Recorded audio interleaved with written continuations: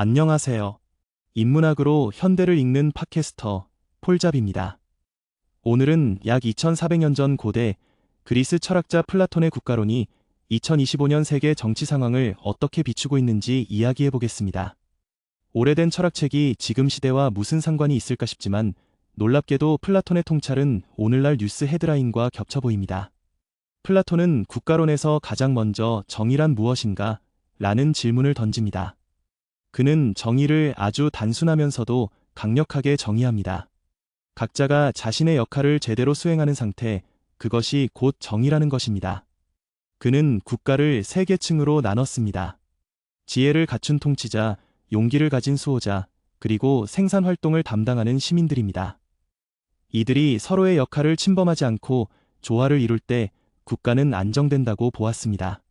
그렇다면 2025년의 세계는 어떨까요? 우리는 정치적 양극화, 극단적 포퓰리즘, 가짜 뉴스, 그리고 감정적 대립이 일상이 된 시대를 살고 있습니다. 선거는 점점 더 이미지와 자극적인 메시지 중심으로 흘러가고 소셜미디어 알고리즘은 분노와 공포를 증폭시킵니다.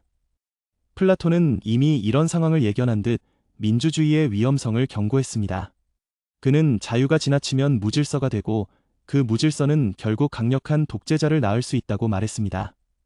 플라톤은 민주정을 이렇게 비유했습니다.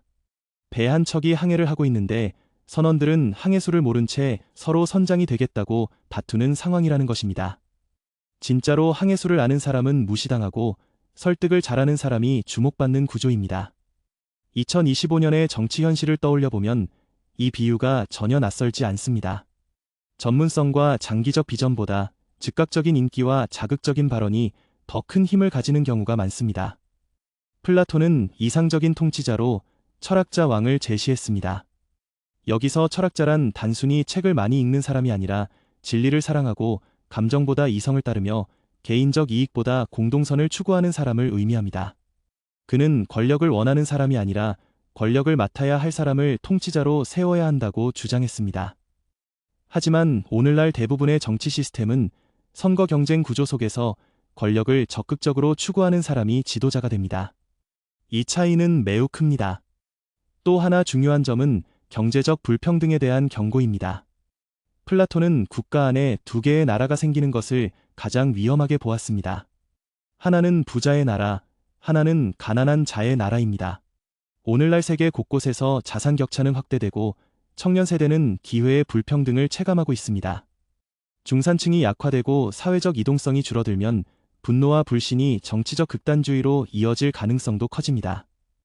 플라톤은 이런 상황이 결국 체제의 붕괴로 이어질 수 있다고 보았습니다. 그는 또한 정치체제가 단계적으로 타락한다고 설명했습니다.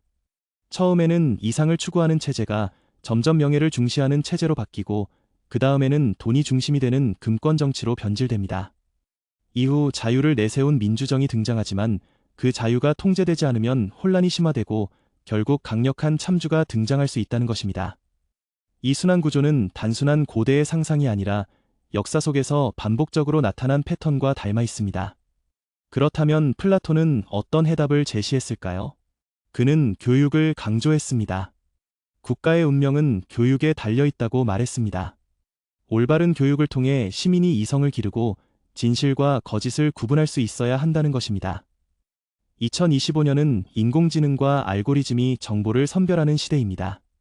우리가 무엇을 보고 무엇을 믿는지조차 기술에 의해 영향을 받습니다. 이런 환경에서 비판적 사고 능력은 더욱 중요해졌습니다. 플라톤의 사상은 완벽하지 않습니다. 그의 이상국가는 엘리트 중심적이며 현대 민주주의 가치와 충돌하는 부분도 많습니다. 그러나 그가 던진 질문은 여전히 유효합니다. 우리는 감정이 아니라 이성으로 판단하고 있는가? 우리는 공동선을 위해 선택하고 있는가? 그리고 우리는 어떤 지도자를 원하고 있는가? 2400년 전의 철학자가 오늘날의 정치 상황을 이렇게까지 설명할 수 있다는 사실은 놀랍습니다. 어쩌면 문제는 시대가 변하지 않아서가 아니라 인간의 본성이 크게 변하지 않았기 때문일지도 모릅니다. 권력, 욕망, 명예, 돈, 그리고 자유에 대한 갈망은 여전히 정치의 중심에 있습니다. 플라톤의 국가론은 단순한 고전이 아니라 우리에게 거울을 들이밀는 책입니다. 그 거울 속에서 우리는 지금의 정치와 사회, 그리고 우리 자신의 모습을 보게 됩니다. 그리고 마지막으로 이런 질문이 남습니다. 우리는 과연 어떤 국가를 만들어가고 있는가? 오늘 이야기 여기까지입니다. 고전 철학은 과거의 유물이 아니라 현재를 이해하는 도구입니다.